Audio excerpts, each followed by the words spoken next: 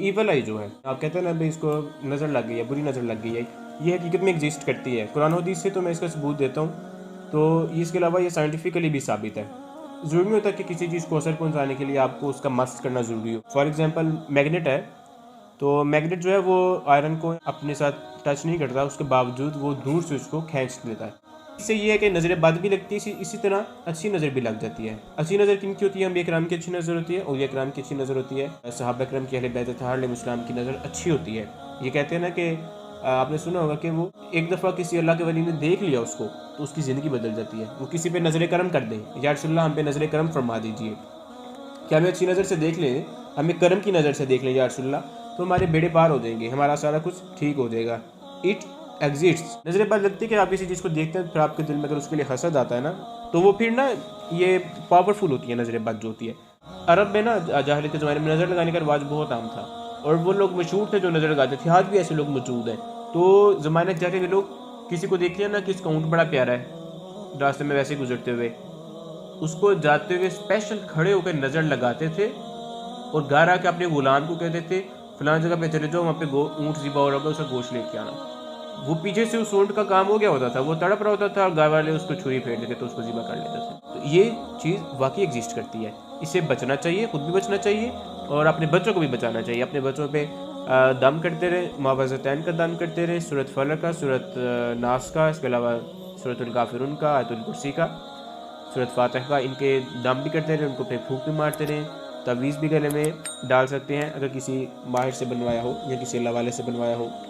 تعویذ کی شرعی حیثیت دوسری ویڈیو میں بتا چکا ہوں کہ یہ جائز ہے، حدیث پاک سے، مسلم سے، صحاح ستہ سے ثابت کیا۔ اس کے بعد قرآن مجید میں فرمایا سورہ یوسف میں، قال یا بنی لا تدخلوا من باب واحد وادخلوا من ابواب متفرقہ۔ سورہ یوسف میں یعقوب علیہ السلام نے اپنے بیٹے کو نصیحت کی کہ میرے بیٹو شہر میں ایک دروازے سے داخل نہ ہونا بلکہ مختلف دروازوں سے تقسیم ہو کر داخل ہونا۔ وہ پورا واقعہ ہے کہ جب وہ ان کے بیٹے مصر میں گئے، یعقوب علیہ السلام ایک دروازے سے داخل نہ ہونا۔ اس کے تحت سیدنا عباس، محمد بن کعب، مجاہد، ضحاک اور قتادہ، ان میں سے یہ صحابی ہیں اور باقی تابعی ہیں۔ سیدنا عباس انہوں نے کہا، اور بہت سارے صحابہ نے اس سے مروی کیا لیا کہ سیدنا یعقوب علیہ السلام نے یہ کلمات اپنے بیٹوں کو نظر بد سے بچانے کے لیے کہے تھے، کیونکہ ان کے بیٹے صحت اور جوانی میں حسین پیکٹ تھے۔ انہیں ڈر تھا کہ اگر سارے ایک ہی دروازے سے داخل ہوں گے تو انہیں کہیں نظر نہ لگ جائے۔ اور حافظ ابن کثیر رحمۃ اللہ علیہ نے بھی اس آیت کی تفسیر میں یہی معنی اور یہی حکمت مراد لی ہے۔ اس کے علاوہ سورۃ قلم میں اللہ پاک نے فرمایا وَإِن يَكَادُ الَّذِينَ كَفَرُوا، اگلے الفاظ سنیں، لَيُزْلِقُونَكَ بِأَبْصَارِهِمْ لَمَّا سَمِعُوا الذِّكْرَ وَيَقُولُونَ إِنَّهَا لَمَجْنُونٌ۔ سورۃ قلم میں، اور بے شک کافر لوگ جب قرآن سنتے ہیں تو ایسے لگتا ہے کہ آپ کو اپنی نظروں سے نقصان پہنچانا چاہتے ہیں، اور کہتے ہیں کہ یہ تو دیوانہ ہے۔ قرآن پاک میں سورۃ قلم میں اللہ پاک نے فرمایا کہ لگتا ایسے ہے کہ جب آپ کو دیکھتے ہیں کہ آپ کو اپنی حاسدانہ بد نظروں سے نقصان پہنچانا چاہتے ہیں، اپنی نظروں سے نقصان پہنچانا چاہتے ہیں۔ حدیث پاک میں حضرت ابو ہریرہ رضی اللہ تعالیٰ عنہ سے روایت ہے کہ صلی فرمایا نظر کا لگ جانا حق ہے۔ یہ صحیح بخاری کی حدیث پاک ہے، صحیح مسلم میں یہ متفق علیہ حدیث پاک ہے، اور بخاری کا نمبر ہے 5740۔ فرمایا کہ نظر کا لگ جانا حق ہے، نظر لگ جاتی ہے، اچھی بھی لگ جاتی ہے اور بری بھی لگ جاتی ہے۔ پھر اس کے بعد صحیح مسلم کی حدیث پاک ہے، آقا علیہ السلام نے فرمایا کہ نظر حق ہے، اور اگر کوئی چیز تقدیر سے سبقت لے جانے والی ہوئی تو وہ نظر بد ہوتی، یعنی اتنی سخت ہے وہ ریئیکشن ہوتا ہے۔ امام احمد بن حنبل نے بھی بیان کیا ہے، مسلم نے بھی، ترمذی نے بھی، اور ابن ماجہ نے بھی۔ نبی کریم صلی اللہ علیہ وسلم کا ارشاد ہے کہ نظر برحق ہے کہ پہاڑ پر چڑھتے ہوئے آدمی کو نیچے گرا دیتی ہے، یہ احمد بن حنبل کی حدیث پاک ہے۔ پھر اس کے بعد جابر بن عبداللہ رضی اللہ تعالیٰ عنہ سے روایت ہے کہ رسول اللہ صلی اللہ علیہ وسلم نے فرمایا نظر آدمی کو قبر میں اور اونٹ کو ہانڈی میں پہنچا دیتی ہے۔ یہ صحیح الجامع الصغیر کی حدیث پاک ہے۔